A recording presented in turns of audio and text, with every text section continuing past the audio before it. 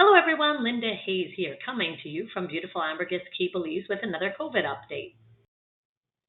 So what I want to talk about are some of the COVID restrictions in Belize now, and it's way better than it was when I was here last time.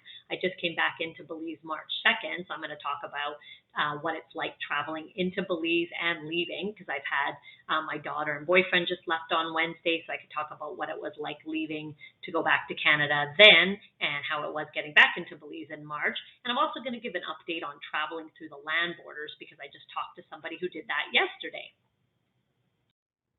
So here's a summary of the changes as of March 1st. So first of all, you don't need a COVID test any longer if you're fully vaccinated. But if you're not vaccinated, then you just have to present your proof of the test you got before you came, or you could still get the test in Belize City at the airport for $50 US. Another really good thing is that masks aren't required anymore in outdoor spaces, and that was one of the things here that was really hard since it's very warm and most countries never did need them outside. But you still need them indoors and if you're using public transportation. Another great thing is that curfew restrictions have been lifted, and that's huge because a lot of people didn't want to come travel, especially if they're in the party crowd, because they didn't want to be limited to going home really early.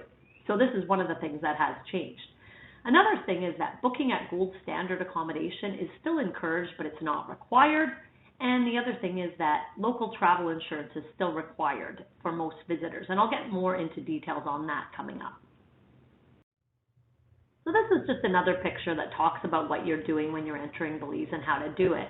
So the first box, what I wanted to point out here, this is about the Belize travel insurance, and there are some exemptions. So being a long-stay non-national like I am, the first box actually says I'm exempt. If you're a permanent resident, which I will eventually be, same thing there and some other options there. So just make sure that you get it in advance if you are requiring it, because it saves a lot of time.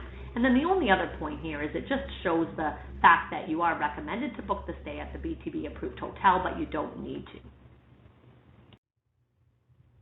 So I came back into Belize on March 2nd, and that's right when the rules changed. So my flight from Edmonton actually left really late on March 1st, so right after midnight, so technically March 2nd, and went through Toronto, and I got into the country on March 2nd.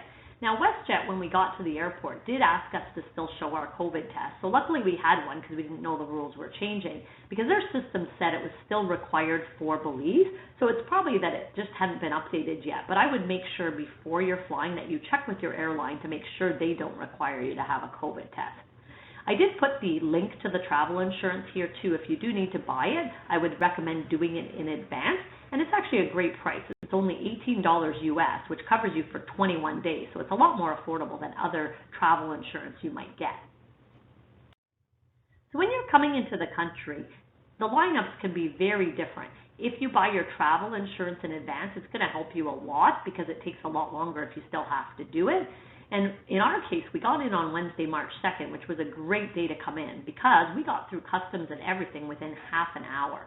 And I've heard it in the case of many other people that came in on a Saturday, it could take up to 3 hours because it's so busy. So right now it's spring break, so it's an example of where Saturdays probably are going to take you a lot longer. So consider if that is the case, you're coming in at a really busy holiday time, maybe consider going to the mainland first, staying there rather than taking a flight right to the island after you're waiting so long. So if you stay in the mainland for a while first and then come to the island, it might be a little better way to do things when it's really busy.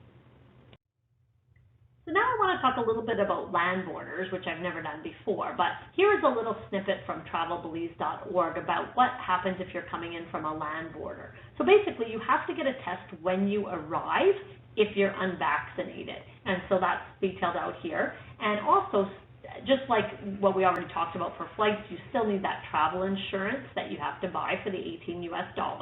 And in the past, you had to have a minimum number of nights of stay in Belize, which is no longer the case. And if you are entering through the Belize northern border, you have to go through the Chetumal Bridge only, and then the hours are here as well. The western border and northern border are open from 6 a.m. to 10 p.m., and the sea ones from 6 a.m. to 4 p.m. So that helps you if you're trying to come in through land, and I'll talk about one of the ways you can do that. So I decided to add in some details on the land borders because last night we actually met a couple when we were driving our golf cart that looked a little lost.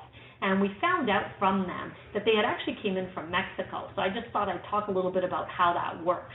So what they did is they actually went from Mexico, went into Corozal, which is on the mainland of Belize, and then they took a ferry to San Pedro, where I am. So the ferry that they used is called Thunderbolt, and I put a little snippet in here of the picture. So they leave Corozal at 7 a.m. and they get out of San Pedro at 3 p.m. So it's a 2-hour ride, so not too bad. When I went to Corozal, I actually flew on Tropic Air, so this is another option.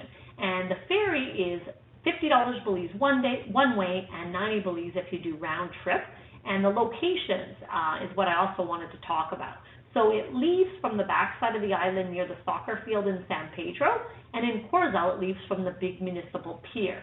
And so what we found with this couple when they came in, they're kind of in the back of town. They couldn't really tell where anything is, and that's common if you're in the back of San Pedro, whereas if you get in on the water taxi, which is right on the beach, you can kind of ask lots of people questions. There's taxis, everything like this.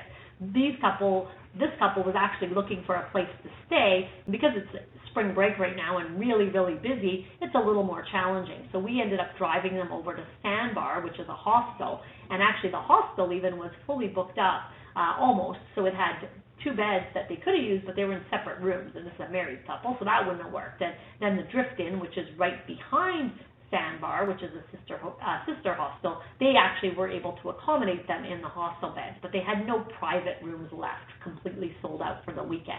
So make sure if you are taking the Thunderbolt that you know where you're going when you get into San Pedro, and ideally have something booked that you know you can get to when you get into San Pedro, so you're not in that same situation.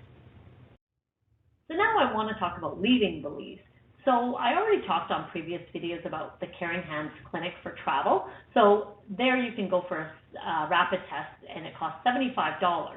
But what we decided to do this time around is actually get them to come to our location. So my boyfriend and my daughter actually left on Wednesday. So we booked an appointment for 8 a.m. They came right to my condo here. They were done within half an hour with the results. And then we were able to get over to the water taxi for 10 a.m. where they were taking that to Belize City. So I put the link there where you can actually book the COVID test. And I mean, we found it way easier than driving into town by the airport, getting the test, and then maybe coming back home just to make sure, you know, everything was done, because we don't really like to do it right on the way to the water taxi or airport in case it's busy. So we like the idea of having them come right to the house, then we could finish, pack up, and get it done, and it worked really, really well. So now in the case of Canada and the US, both countries do allow rapid tests when you're going back home. But in Canada, you also have to have Arrive at Canada app filled out. And then one other recent announcement is that yesterday Canada actually announced that as of April 1st, you do not need a pre-arrival test as long as you're vaccinated. So that'll save us lots of money when we're traveling. So I hope this video has helped, and make sure you reach out if you have any other questions. And make sure, if you haven't done so already, that you subscribe, because I have a lot of great content coming, including details on going out to Placencia and Punta Gorda, because I've recently done a few trips there. And also I'm going to have a video coming up on land pricing comparisons.